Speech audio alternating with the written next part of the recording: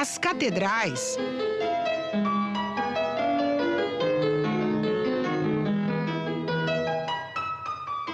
e as bibliotecas são até hoje templos imponentes em Portugal. Em 1808, na nova corte no Rio de Janeiro, Dom João fez questão de cultivar as duas paixões da família Bragança. Quando voltou para Lisboa, deixou os tesouros da Real Biblioteca no Rio de Janeiro. E enquanto viveu no Brasil, contratou músicos, maestros e cantores. Trouxe atrações internacionais. 200 anos atrás, encontramos as raízes das nossas bibliotecas públicas e da música brasileira.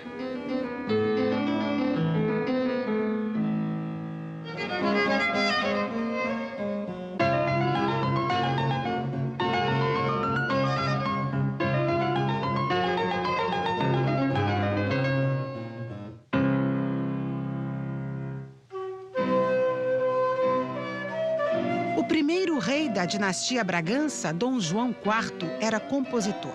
Dom João V mandou erguer com o ouro do Brasil o Palácio de Mafra, com 6 órgãos.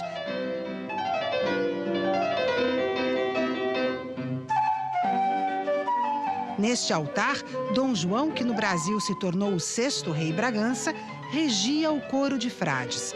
Da igreja, ele ia para uma outra catedral, a dos livros da Biblioteca de Mafra. Ao longo da história de Portugal, os reis deram grandes provas da paixão que possuíam pelas letras, recompondo o acervo da Real Biblioteca, que desde o século XV sofreu sucessivas perdas em tragédias, como as invasões espanholas e, em 1755, um terremoto com maremoto e incêndio. O que caracteriza a corte portuguesa é a persistência face ao infortúnio.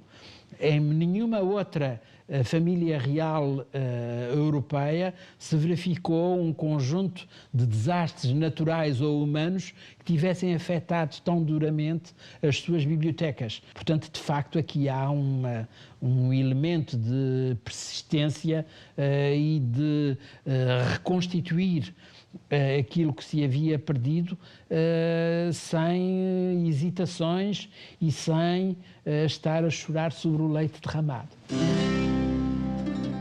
Comprando coleções de particulares, recolhendo os livros confiscados pela Inquisição, o acervo dos reis chegou a 70.000 volumes, hoje guardados na Biblioteca Nacional no Rio de Janeiro, que herdou preciosidades, como um exemplar da primeira edição de Os Lusíadas, de Luís de Camões, de 1572. Essa é a famosa Bíblia Mogúncia, né, como é conhecido, da época de Gutenberg. E vocês podem ver justamente os tipos que são todos feitos à mão, desenhados, dourados na sequência, né? E a beleza e, ao mesmo tempo, a modernidade desse tipo de tipografia e desse tipo de projeto gráfico, eu diria, né? Na saída da corte portuguesa para o Brasil, este acervo ficou para trás, abandonado em caixas no porto de Lisboa, e por milagre escapou do olhar dos invasores franceses. Entre 1810 e 1811, os livros chegaram ao Rio em 3 levas. Há um bibliotecário famoso que ele diz os franceses estiveram aqui, procuraram pela Bíblia de Mogúncia, que é essa que nós vimos, mas nós demos a ele um livro errado. Como existiam muitos livros de encadernação, com encadernações suntuosas, eles enganaram os franceses, mas o bibliotecário esperto diz, olha, nós não vamos enganar por muito tempo.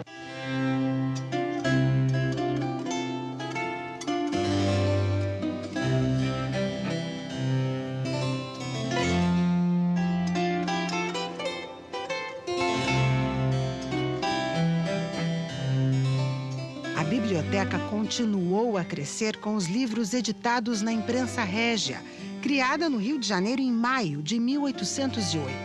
José da Silva Lisboa, o Visconde de Cairu, era um dos 3 diretores que escolheram as primeiras publicações, tratados de física e de álgebra. traduções.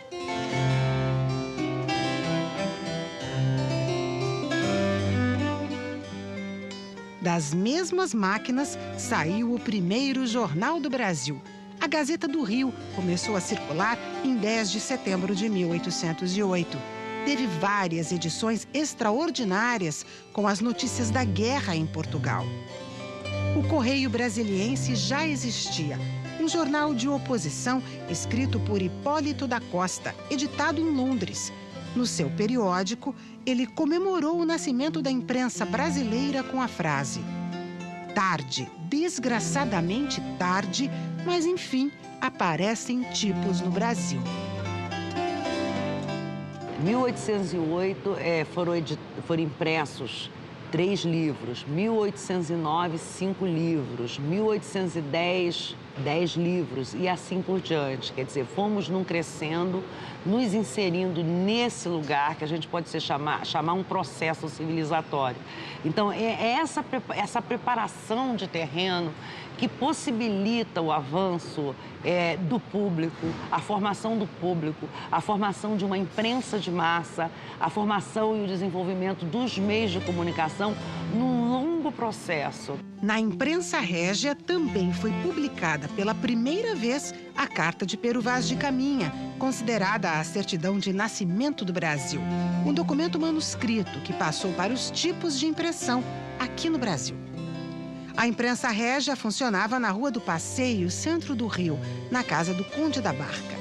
A coleção da Biblioteca dos Reis de Portugal foi criada para ter exemplos do saber humano e, por isso, reúne também valiosas obras de arte que ficaram no Brasil.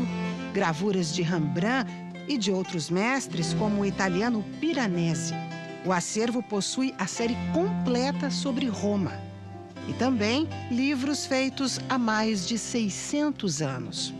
A Real Biblioteca é particularmente conhecida por conta da sua coleção de incunábulos, né? Os incunábulos são os livros anteriores à época de Gutenberg, portanto, são livros manuscritos. Esse é um livro de Horas do século XIV. Vocês podem ver aqui o colofon que diz a data, né? 1378, e é um livro todo feito à mão. O inglês Henry Chamberlain e o alemão Rugendas, artistas que têm obras no acervo desta biblioteca, deixaram cenas da presença da religião em toda a sociedade brasileira. Casamentos e batismos de escravos. As festas de santos e as procissões na Nova Corte do Rio ficaram mais ricas e mais animadas.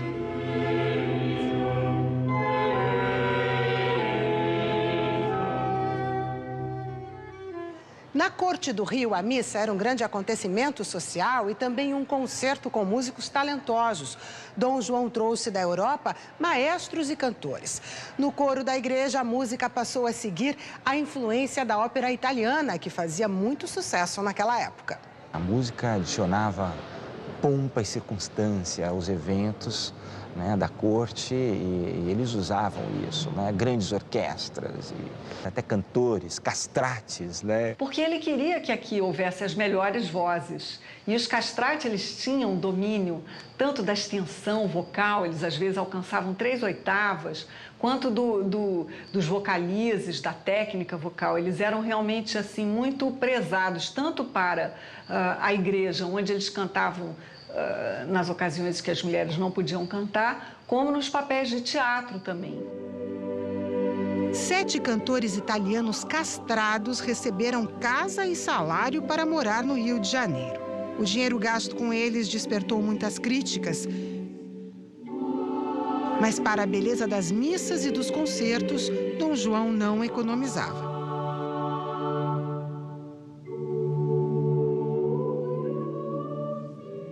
O Rio não poderia perder para as cortes europeias. Ele tinha que estar em nível de igualdade, né, com os grandes palácios, e a música era um elemento essencial nessa disputa.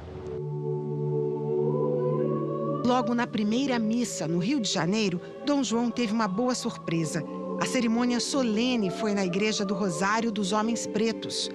um padre mulato regeu o coro e os músicos com grande habilidade. Uma surpresa maravilhosa, né? Porque sendo fã de música como ele era, a primeira música que ele ouve é o Te Deum, do nosso grande padre José Maurício Nunes Garcia, um compositor carioca, mulato, padre, que foi praticamente um autodidata, né? Aprendeu música sozinho, com partituras de Joseph Haydn. E ele ouve essa música maravilhosa, uma música rica, uma música para orquestra, coro, tudo aquilo que ele não esperava encontrar no Brasil.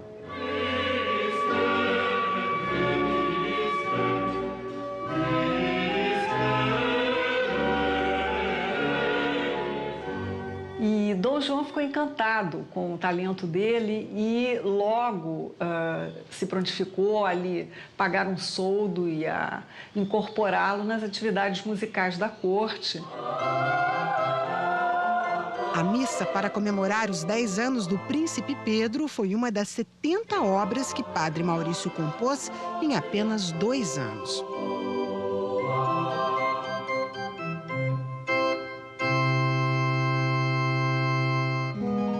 Mesmo com o talento do padre mulato, Dom João sentia saudades de seu maestro favorito, Marcos Portugal.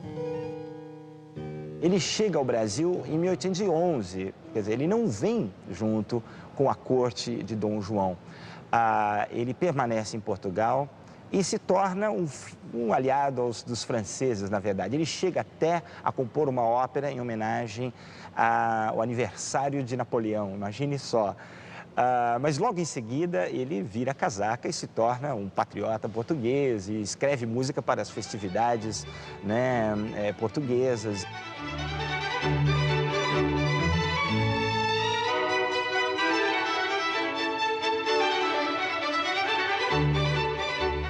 Dom João exigiu que ele viesse e disse que lhe daria um soldo. Ele ainda negociou que queria também um soldo para o seu irmão e para, enfim, para a família, etc. Ele não teve muito como não vir.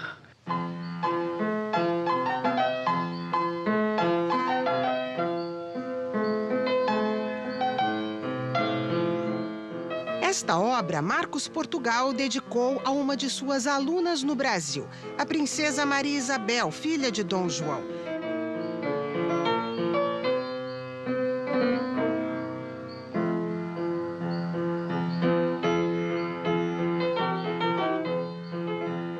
Quando Marcos Portugal chegou, o que existia ao lado do Paço, no centro do Rio, atrás da atual Assembleia Legislativa, era uma sala modesta.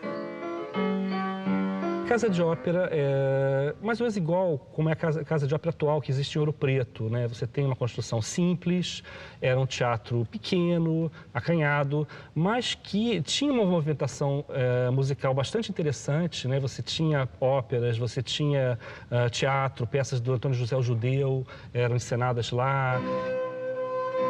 Era um palco pequeno demais para a corte e a construção de um novo teatro começou com recursos arrecadados conforme o costume da época, em loterias. O Real Teatro São João teve óperas com cenários e figurinos criados por Debré. O artista da Missão Francesa fez também o pano de boca do teatro.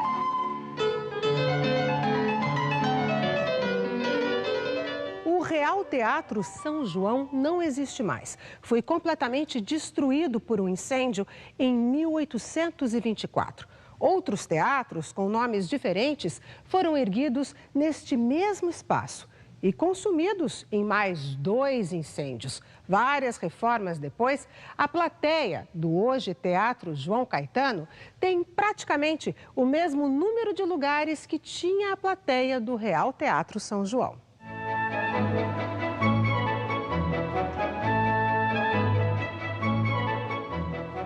O projeto do teatro aqui é um teatro de 1.200 lugares. É um teatro grande até para os dias de hoje, né? É um teatro assim que, você pensar em termos de América, ele era considerado o maior teatro da América, de todas as Américas, naquele momento. A Praça Tiradentes, no centro do Rio, manteve a tradição teatral. E há 200 anos, o espetáculo acontecia também na rua, para a turma do Sereno. teatro dividia a cena com as igrejas. Nas datas importantes, a corte primeiro participava da celebração religiosa, depois da festa no teatro. Nestes dois palcos e também no Conservatório da Real Fazenda, em Santa Cruz, zona oeste do Rio, acontecia o duelo de gênios. Padre José Maurício contra Marcos Portugal. A Carlota Joaquina prepara um encontro dos dois com o intuito de humilhar o padre José Maurício Nunes Garcia, né? E ela marca esse encontro, que era um encontro público, né? Com plateia, com público e tudo mais, onde Marcos Portugal traz uma partitura da sonata de Haydn, de Joseph Haydn, e mostra ao padre José Maurício Garcia, pensando que ele nada soubesse de Haydn, mas o padre José Maurício sabia muito de Haydn, já tinha estudado, já tocava várias das suas sonatas, não conhecia essa em particular, mas ele sentou-se, né, ao instrumento e tocou lindamente, né, de primeira vista, o que impressionou a todos, principalmente ao Marcos Portugal, que não pôde resistir, teve que reconhecer o talento do brasileiro, lhe deu um abraço e disse: "Você é meu irmão", né, numa demonstração de afeto, que foi genuína na época, mas, enfim, no dia seguinte ele já esqueceu disso, porque,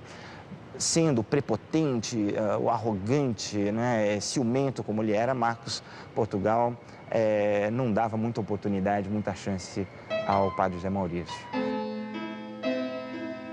Um terceiro maestro talentoso entrou nesta disputa. Sigismund Neukomm nasceu em Salzburg, na Áustria. Ele ficou muito impressionado com a música de José Maurício, que ele considerou, numa carta que ele escreve para um periódico europeu, o maior improvisador ao órgão que ele jamais tinha conhecido. Eles eram bastante amigos, eles costumavam se encontrar para fazer sessões de música de câmara na casa do Barão de Langsdorff.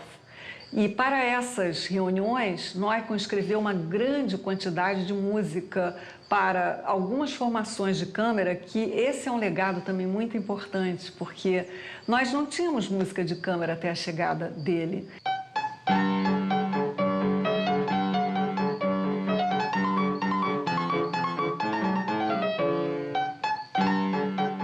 Quando a princesa Leopoldina veio, ela trouxe na sua embarcação uma banda um pouco especial, porque em Viena havia uma formação de metais chamada Harmonie Musik, que era um conjunto de uns 13 instrumentos de sopro, metais principalmente, para o qual, por exemplo, Mozart escreveu a Gran Partita. Isso era uma tradição vienense.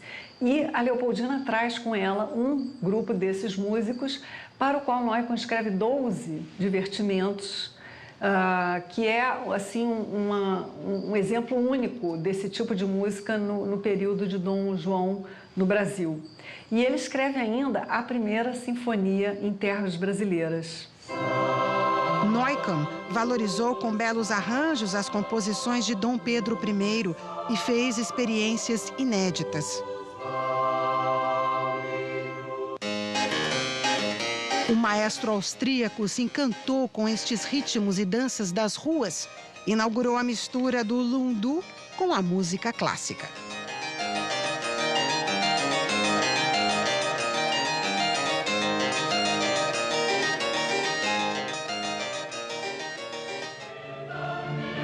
E compôs no Brasil uma contribuição à obra de Mozart.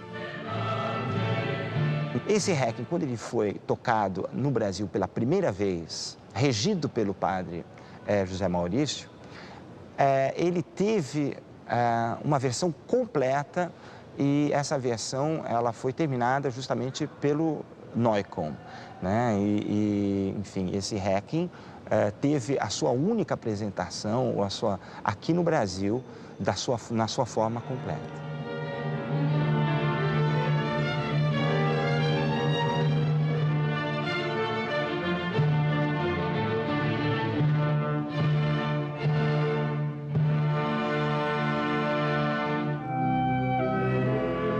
As duas antigas paixões dos Bragança, música e livros, deixaram suas marcas no Brasil.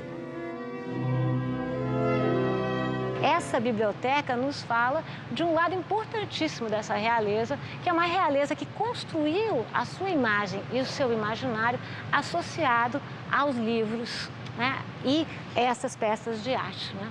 Eu digo sempre que livros trazem muitos fantasmas, muitas imaginações, né? E essa biblioteca faz sonhar.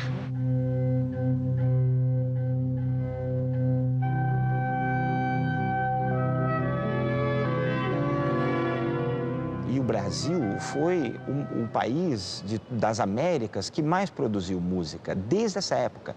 Enfim, desde do século XVIII até anterior à chegada de Dom João, mas principalmente, né, a partir do padre José Maurício Nunes Garcia, foi o único país das Américas que teve uma produção de música constante, né? E logo depois surgiu o grande Carlos Gomes, né? E depois com essa escola nacionalista, e depois o nosso grande Villa-Lobos, enfim, passando por Francisco Braga e vários outros compositores brasileiros, nós temos aqui um legado, uma trajetória que não se encontra em nenhum outro país das Américas.